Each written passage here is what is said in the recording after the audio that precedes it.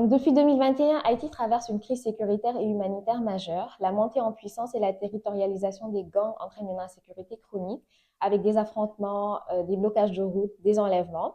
Les violences de ces groupes criminels organisés ont provoqué des déplacements massifs de population et un accès limité aux services essentiels. On estime qu'environ 1 million de personnes sont actuellement déplacées. Les familles vivent donc souvent dans des sites improvisés, dans des conditions précaires, ce qui aggrave leur vulnérabilité physique et mentale. Le système de santé est quand même sous pression, manque de personnel avec des infrastructures qui sont endommagées ou qui sont inaccessibles à cause de l'insécurité. Depuis décembre 2024, Médecins du Monde met en œuvre un projet qui vise à réduire la souffrance psychologique et à améliorer la santé mentale et le bien-être psychologique donc des personnes déplacées internes qui vivent dans les camps de déplacés au niveau de la zone métropolitaine de Port-au-Prince. C'est un projet qui est financé donc par l'Organisation internationale pour l'immigration, donc qui est rattachée à l'ONU et qui est mis en œuvre avec l'appui de la Direction sanitaire de l'Ouest. On a à ce jour mis en œuvre des centaines d'activités récréatives et socio-éducatives pour les enfants.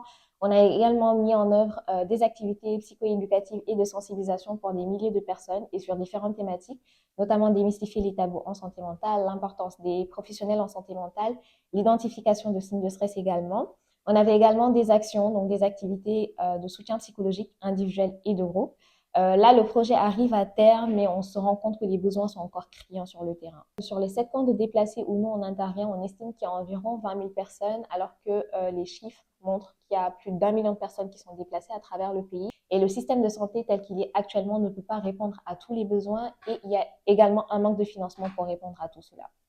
C'est un vrai défi de travailler dans ces conditions. Chaque déplacement nécessite une analyse sécuritaire quotidienne.